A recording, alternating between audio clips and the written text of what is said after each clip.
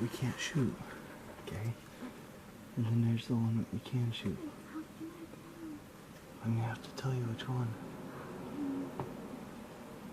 Through the scope and find that spike that's down there. Which one? Just find the deer that's down there.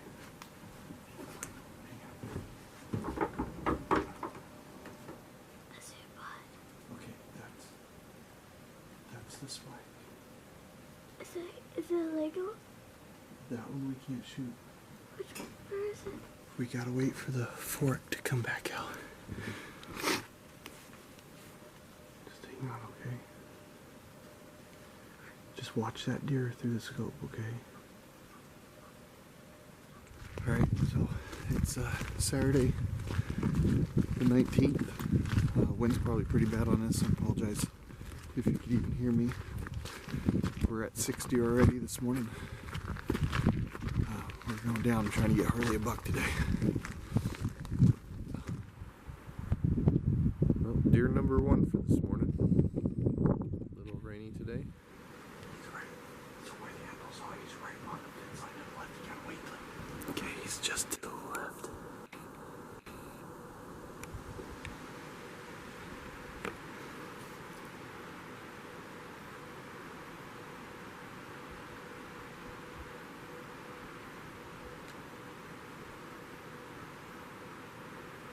Look, he's coming. You see him right there. What is that? We gotta wait until he gets over to this side of the driveway. Okay? Is that a deer? Yeah, that's a buck. That's the buck we're gonna kill. Just stay right there. He's legal, baby.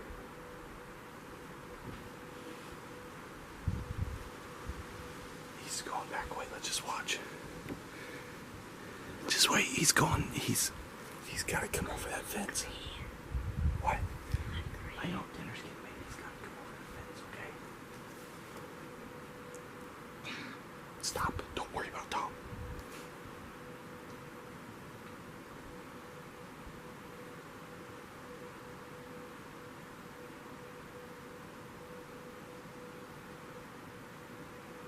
We just gotta wait till he comes over the fence.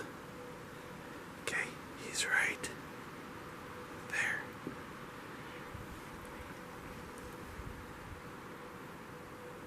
Come on, Buck. Come on. He's still right. He's just on the other side of the fence, okay? So just wait. I want you to get to where you can see the apples in the scope. Okay? And keep the gun in your shoulder nice and tight. Isn't too far down. Alright guys. It's Tuesday like the 22nd or something, and I just filled my deer tag here on the coastal range of Oregon where I live. Can I tell you what happened? Because I did not get this on camera. As I see, I'm on a road, come down the road, and there was a buck standing right here, and he turned and he went down over the edge. So I jumped out and I ran over here, put a shell in the chamber, and I got over here onto his trail.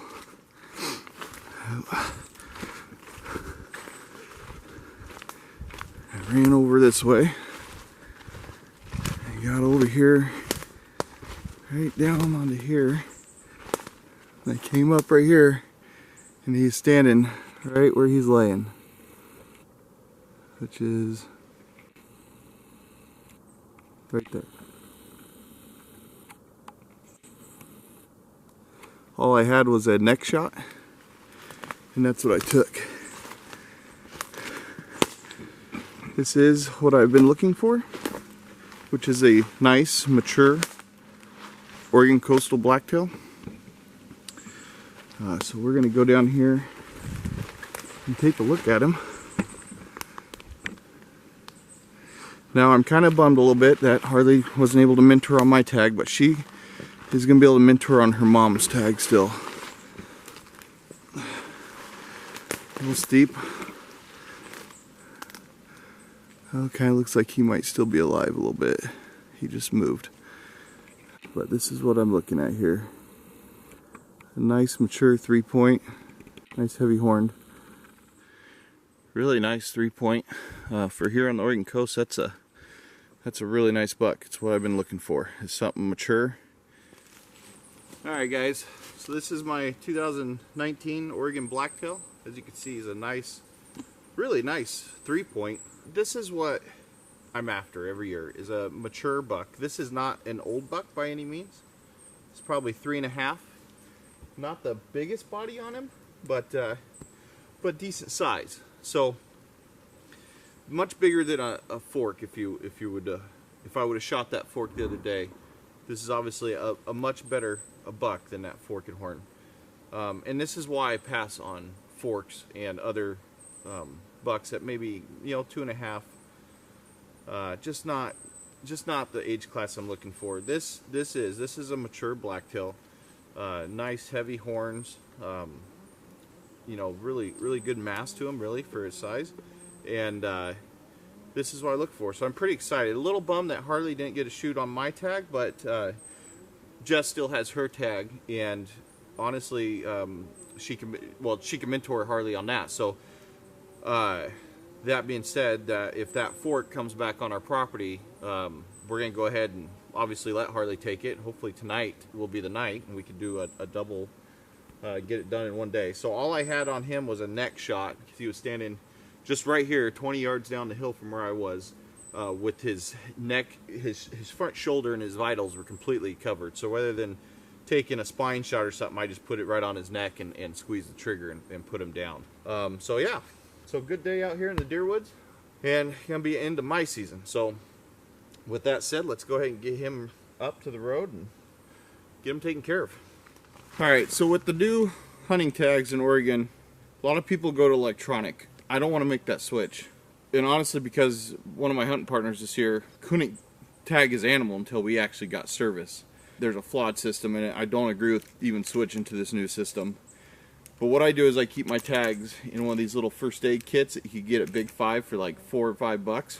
So obviously I got tags written on it. In the top of the lid I keep little Ziploc bags. Okay, so that's what my tag's gonna go in, and I'm gonna tape this to the horn. My tags are paper form. Yes, they are a full sheet of paper. So let's see, there's cougar, there's black bear, buck deer, general rifle season. This is gonna be mine. So I simply slip, and I've got Harley stuff in here as well. I slip my tags back in there, I close this up like that. It keeps it water resistant. It's not gonna get wet. This goes either in my pocket or in my pack. When I shot this one, it was in my pack, so now that we're back at the vehicle, got the truck turned around, we're gonna be running the rope down, but I'm gonna tag this animal before I bring him out. This new system, like I said, it's a full sheet of paper. I just simply fold it up to get it in there. If you obviously don't do anything to keep this waterproof, it's not going to be waterproof. This tag will get ruined really quick. So to tag the animal now, you sign the date and time that you shot it and the wildlife management unit that you shot it in. So that's what I'm going to do right now. Today is October 22nd, 8:46. He's been dead for about 15 minutes. So I'll go ahead and put 8:30, 08:30.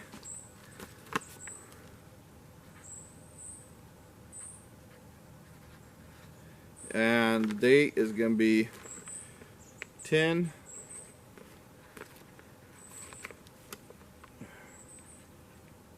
22, 19. And I'm gonna show you. You just write on there like that. I'll write the unit that I'm in right there. Obviously, I'm not gonna show you guys where exactly I'm at, but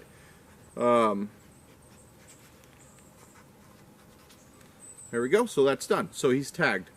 So now this is gonna go in here. Now I'm gonna pull him out of there before I actually tape this onto his horn, but this in the baggie is waterproof, and I'll be able to tape that right to the horn. If I get stopped, the tag's in good, readable, legible condition, if they can read my handwriting. And as far as I'm concerned, the buck's tagged. Let's go ahead and get this rope unhooked. It kind of sits in here. Those apples are for my yard deer. I just haven't emptied those out, but it sits on here. I'm gonna undo the bungee. I'm gonna undo the rope. Since I'm by myself, what I'm gonna do is I'm gonna put my pack against it to keep it from free spooling, if that makes sense. I'm unhooking my bungee here. That this holds the spool tight. It just simply goes around the handle here like it just was, and it just connects right into this hole here. Turns. Now, like I said, I don't want this to free spool all that much, so what I'm gonna do is I'm gonna set the pack just like that, and that should be enough to stop it, just like so. We're gonna go ahead and yard this out. Makes it pretty simple here. Alright, so we're down to him. So we're gonna do the same thing we did last year with Jesse's buck, and it's pretty simple. I'm gonna take my knife. We're gonna cut right here on the inside. This is where you hang him from. This is the rear leg. His glands are obviously right here. I'm gonna cut the inside. I personally don't cut the glands off. I know a lot of people are weird about that, but I personally don't. Alright, so first off, I want to say I'm sorry if it seems like I'm yelling. I'm just trying to talk loud enough that the microphone on this camera will catch it. So right here on the back legs, this is pretty simple. Just take and cut between the tendon and the ham there and the leg. Just a little 2-3 inch slit. You do that on both legs. Just punch it right through. Don't want to cut that tendon where you used to hang them.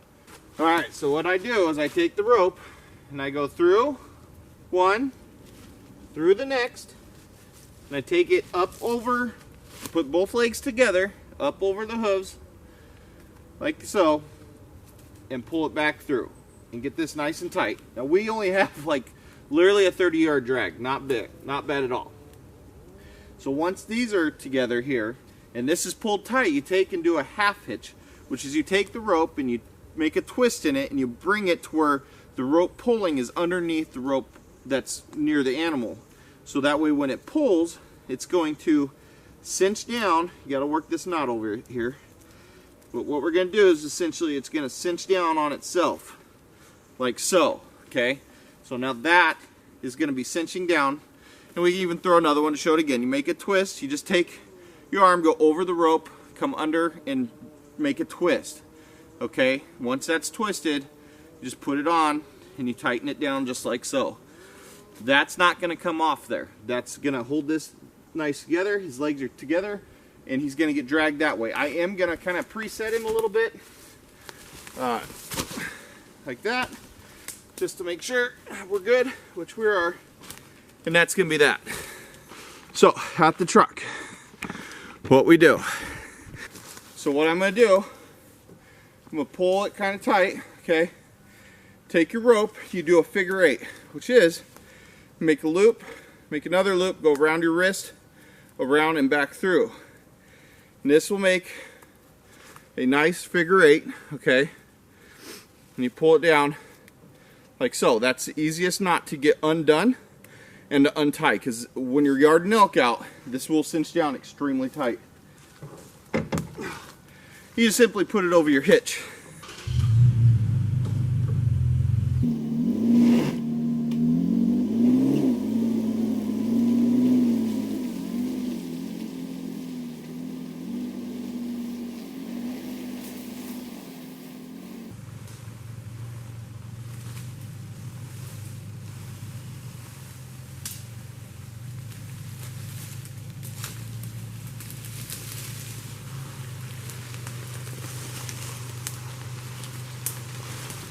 All right, so just like that, he is right here ready to be loaded up in the truck.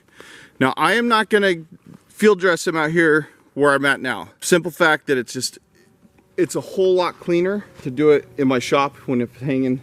So let's unhook the rope, get it wound back onto the spool, and then I'll back up and we'll just load him right in. And for those of you wondering if this tightens down to where you can't get it undone, the answer is no. So you just simply loosen it up both ways. Pull this, that's back out, and that's done. Now this obviously is a knot that stays in there permanently. I have no reason to undo this loop on the end. If I ever do, I'll probably just end up having to put a little tape on there, cut this off. Obviously, this is the knot that's going to be tight. Typically, if you just kind of bend and push a little bit, this will come undone. That was a really light drag, and just like that, the rope's already undone, knot's out, everything's good, ready to be wound back on. Like I said, you get a glove on, makes it a little bit nicer, a little easier. This is so easy that my kids could reel this up for me.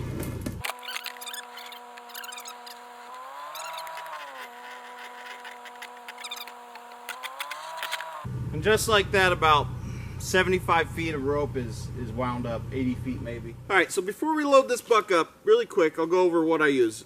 This right here is a Remington 700 SPS in 243. It's Cerakoted OD green. I've got a Timney trigger that I put in.